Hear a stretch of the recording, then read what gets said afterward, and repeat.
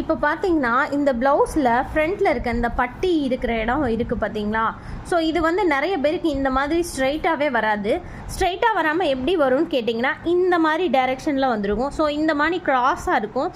இது ஏன் க்ராஸாக வருது அப்படின்னு பார்த்தீங்கன்னா, நம்ம ஃப்ரண்ட்டு கட்டிங் போடும்போது, அதாவது மார்க் பண்ணும்போதே பேக் பார்ட்டை வச்சு க்ராஸ் கட்டு பண்ணும்போதே இந்த இடத்துல நம்ம அந்த ஸ்ட்ரைட்டாக லைன் மார்க் பண்ணிடுவோம். மார்க் பண்ணி இங்கேயும் மார்க் பண்ணிடுவோம், இங்கேயும் கழுத்துக்கும் மார்க் பண்ணிடுவோம், கீழே முடிகிற இடமும் நம்ம இந்த இடம் மார்க் பண்ணிடுவோம். அதாவது இந்த டாட் பிடிக்க எல்லாம் சேர்த்து இந்த லைன் மார்க் பண்ணிடுவோம்.